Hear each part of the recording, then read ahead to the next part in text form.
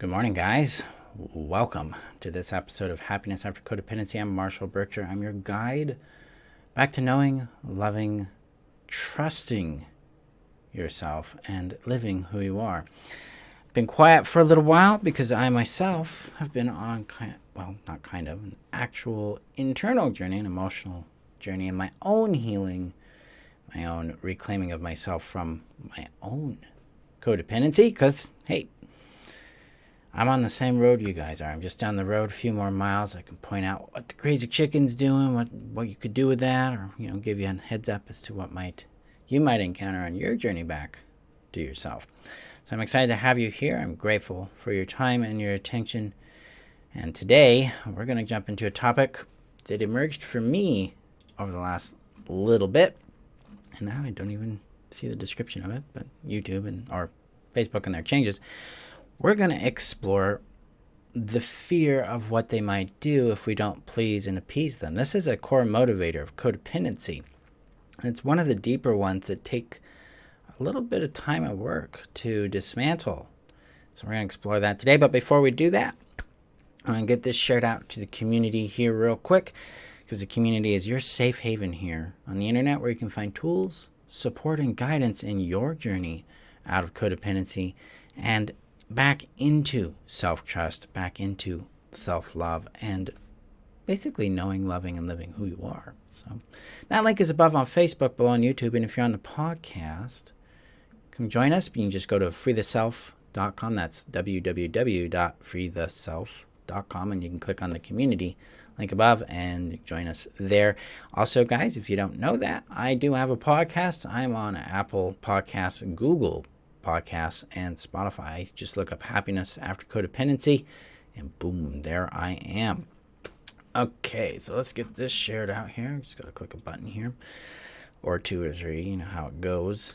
Also, if you are on YouTube, hit that subscribe button, hit that bell, because I produce trainings weekly, and be releasing some new tools and fun things like that to assist you guys in your journey back to yourself. So here we go.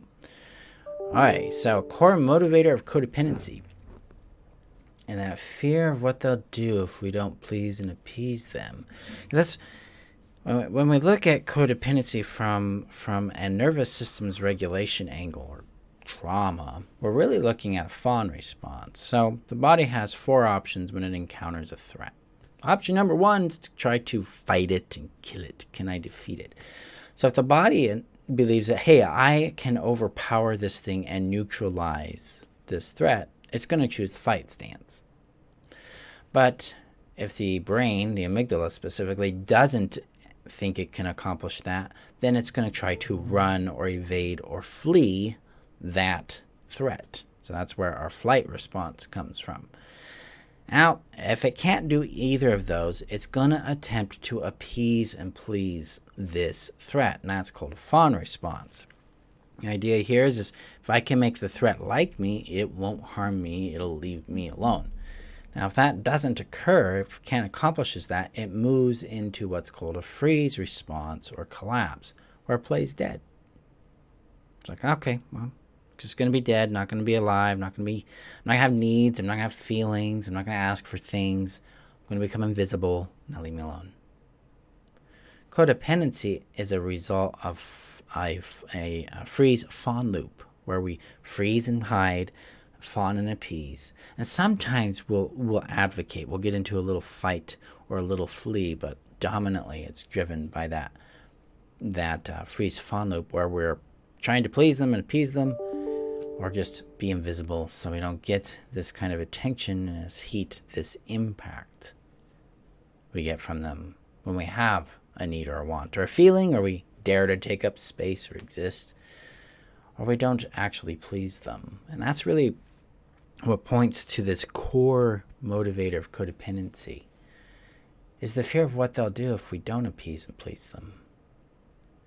So in my own experience with this, it's highly physical, somatic, because this was engineered very early on in my existence. I suspect probably in utero with some of the things that have come up. Where it shows up here is right here in my sternum. Just right there, right where a lot of people would look at as your power center, solar plexus, which is very interesting because if you look at it from that angle, you're looking at this expression of how you control your power and how it's manipulated for other people's benefit or intention, right? And this is one of those secret little factors that play in this. So if I don't appease and please them with my power, with my choice and action, my capability, if I don't regulate their emotions, what happens? That's what we fear, because that fear is very legitimate. I mean, a simple withdrawing of love, presence, attention, and approval from a parent can terrify a child. That alone puts the child into a state of conflict with themselves. They're like, oh, that's not okay to do or be or want or have or feel. I got to do something about that. There's something wrong with me. I have to divorce myself from this. This is a problem. A big problem. And we think the child looks at themselves as the problem.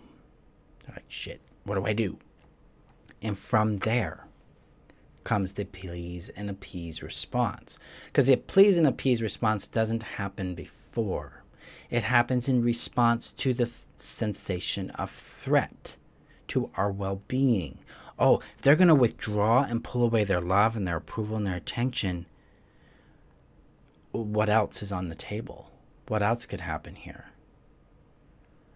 And if I don't have that love and that approval and attention, what happens to me? So the body responds with this please and appease response, this fawn response, in order to secure its three primary necessities. Sense of safety, and in that safety is that shelter, food, water, physical shelter, protection. Emotional needs, meeting the fundamental needs we have, emotionally, physically, mentally, intellectually. A sense of connection, belonging in the world. We are like, where do I belong and how do I belong? And there's technically a fourth one, and that is our identity, our sense of self is immersed in this. And those four needs then motivate the brain to become what we term codependent. Hey, I'm going to please you so that you'll maintain love and attention and presence with me so I can survive. When this is engineered really deeply, really early on in our world, this shows up as this automatic impulse to do something that gets someone's approval, and then we feel safe. We think, I'm succeeding.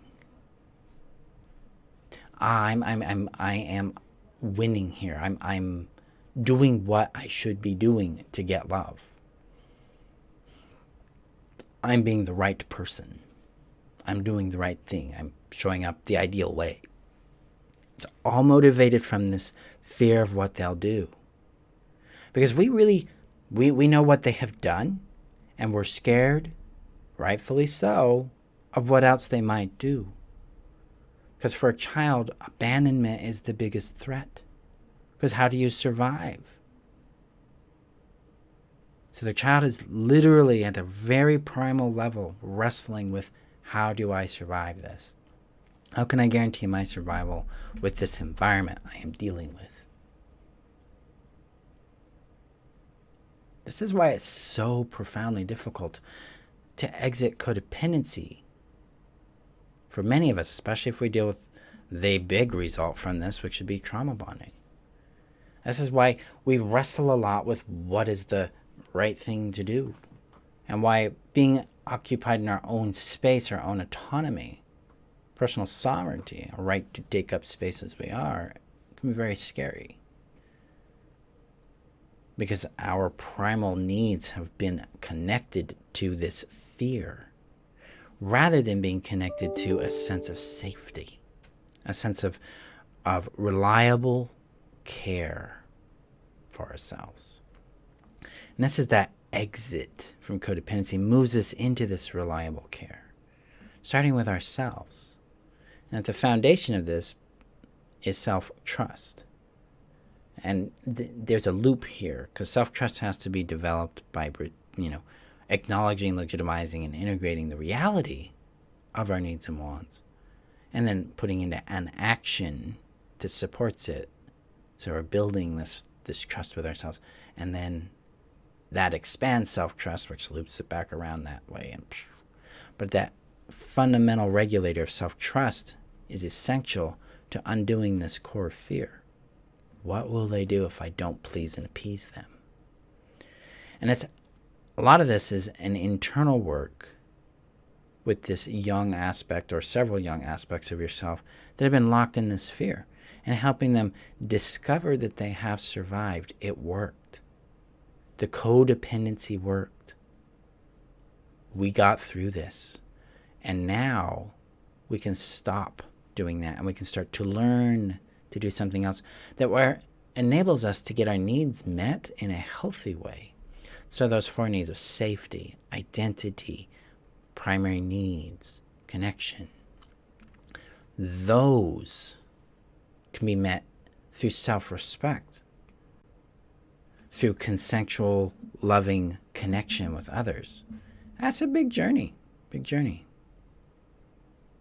But that's the step out of that response. So rather than, okay, I still need to fear their response, it's more like their response tells me where they belong in my life. Because what's going on in that shift is we are occupying our adult authority over ourselves, our adult maturity, this aspect of I have power now in my life to take care of myself. So my dependency on their approval, their regulated state is no longer. I don't need them anymore to survive. I can do that for myself. This is where we really, at a very deep somatic level, decouple from that fear, decouple from those individuals whom we had that fear with, and start to recouple, connect to ourselves. And in that, our personal power, our personal authority, our personal capability of taking care of ourselves. This gives us freedom from this core fear. That's the healing work. That's the retrieval of ourselves from that terror. Notice that it's a legitimate terror, guys. We feel that way because of what we've been through. I have this saying I share a fair bit, is that the emotional, somatic experience a person has tells me their history. It tells me their experience. It tells me what they've been through. So this impulse, this like automatic reactive response or state to someone that says I have to please them or they're not going to love me, is understandable because we are fearing the withdrawal of that, where we are trying to avoid a consequence that at one point in our lives was extremely real and very scary for us. So I'm going to check out the comments here. So Pam says, I'm excited to hear what your topic is today. This is so what I need to hear. You're welcome. Hi, Annie. She says, me too. And then Pam says, but I do not want to be responsible for myself and my safety and happiness. I feel it's not fair that I have to do that for myself. Yeah. Now we're dealing with the other side of our child self, the child that wasn't raised, the child that had to raise themselves, the child that was neglected, and the resentment and bitterness that exists there, rightfully so. Rightfully so. We had to raise ourselves. We had to figure things out that we shouldn't have had to been figuring out when we were children. We should have been out there playing, doing children things, building mud dams and playing, just doing children things. But no, we had to take on adult responsibility for ourselves and for the other adult. We were parentified. We may have even gone through an emotional enmeshment where the parent used us to regulate them. Yeah, so this resentment, this, I don't want to take care of myself. I want to be taken care of. I want my chance to be a kid. That's what that is I want to be a kid. I want my chance to just relax and be a kid, to have that freedom.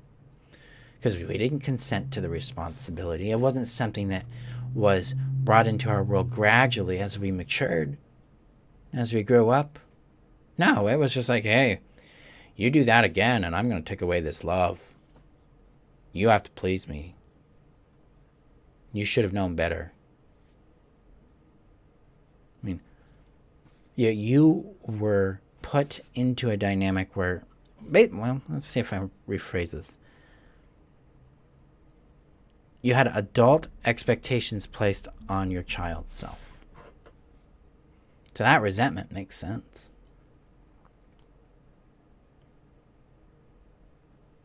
It's a valid thing. That's one I wrestled with that for like 5 years. There was a lot to move through there. And it's a rational thing. We weren't raised. We raised ourselves as best we could, and then we had to deal with the consequences of that too, which some of us are still dealing with, because we have to unlearn these habits and these orientations so that we can be available for healthy relating, to meet our needs in healthy ways. So yeah, it's okay if we're angry, if we have resentment, if we have bitterness towards it. Those are not negative things. Those are signals of how we've had to survive and what it's cost us. So we can acknowledge it, and we can apply legitimization to it. Yes, this is real. This is okay to feel. And I feel this way because I have had to do things that I didn't want to do, that I shouldn't have had to have done, because other people didn't do their job. That's valid. We can let that take up some space. That begins to also heal this core fear of what they would do if we didn't please and appease them. Because we're restoring to ourselves our sovereignty, our power, our legitimacy. So in codependency, we have to vacate ourselves. We have to delegitimize our reality, our experience, our feelings, our wants, our needs, our person. Because if we didn't, we were going to have a high degree of conflict and instability and fear and harm. Because again, being oneself doesn't please and appease them. It upsets them. So no wonder we're not going to be ourselves. No wonder. So this core fear, it's what we're working on.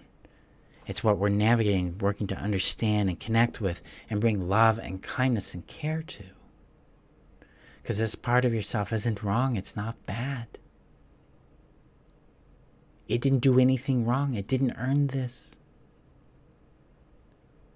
Our job now is to bring space and love to it, care to it, like giving it permission to expand, to be known, to be loved, to be understood, to be valued. So I can check out the comments here. Hi, Laura. It's nice to see you. Speaking my truth here, Marshall. Thank you for having a safe space for people to realize, acknowledge, and work through the heal. Yes. Thank you. Thank you guys for allowing a space for me to share my own journey and contribute to your world. And Pam says, my fears are someone being angry at me and then abandoning me. Bingo.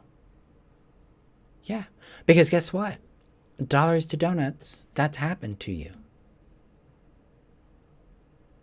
You advocated, you were yourself, and they left. They got angry and left. That is manipulation. That's harm. You didn't earn that. So, today, if this is resonating with you,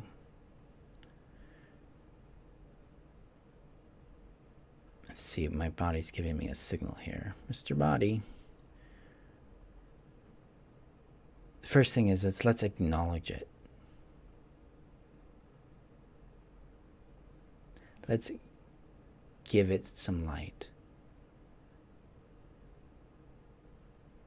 This was real. This happened to you. The fear makes sense because it was real.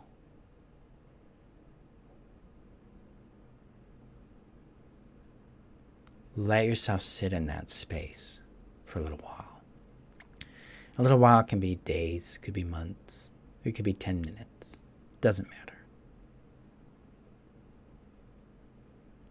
Let the light be on it for a little bit.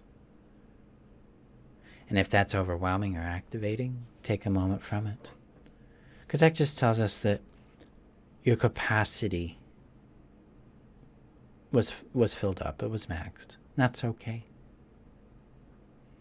Take a moment to just observe those sensations that show up with it. So it's like, oh, this is what's here in my chest and what's here in my stomach and my shoulder or whatever. Write them down and then step away from it for a minute. Because you don't have to constantly sit in the space. Little moments with it go a long way. Let's acknowledge it. Then we'll share. I'll explore. Maybe we'll do it this way. And then tomorrow, we'll explore a little more of it through a process of legitimization. But let's just let it take up some space today. Thank you guys for being here. Thank you for giving me a bit of your time, your trust, for allowing me to contribute to your world and to share my own with you. Go gently with yourselves. And ultimately remember this as a truth, that you really truly are worth being seen, loved, and known, valued for who you are. And it starts here. With acknowledging what we've been through, acknowledging what you've experienced personally. Not just because someone else has a similar experience, your experience and its novelty deserves that light and acknowledgement. So I'll hold space with you there with that. I will see you guys in our next episode. Go gently.